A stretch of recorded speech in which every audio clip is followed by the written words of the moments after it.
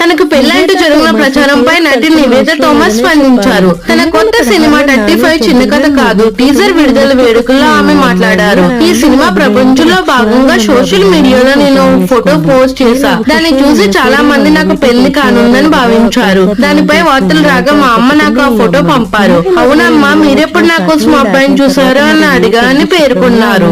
ఆ చిత్రంలో తన భర్తగా నటించిన విశ్వోదయ తన కుమారులు నటించిన వారిని ఉద్దేశిస్తూ నాకు పెళ్లైంది, ఈయనే నా భర్త, వీళ్ళే నా ఇద్దరు పిల్లలు వరుణ్ అని సరదాగా పేర్కొన్నారు. ఈ సినిమాలో తల్లిగా నటించడం సవాల్ విసురుందని తెలిపారు. టీజర్ తో చిత్ర కథాంశాన్ని ప్రేక్షకులకు పరిచయం చేస్తామన్నారు. బాలనటులు తనను మేడమనో అక్కనో కాకుండా అమ్మనే పిలిచేవారంటూ ఆనందం వ్యక్తం చేశారు. తిరుపతి నేపథ్యంలో జరిగే కథతో దర్శకుడు నందకిషోర్ ఏమని ఈ సినిమా తెరకెక్కించారు. ఈ చిత్రం ఆగస్టు 15 జరిగిన ప్రచారంపై నటి నివేద థామస్ స్పందించారు. తన కొత్త సినిమా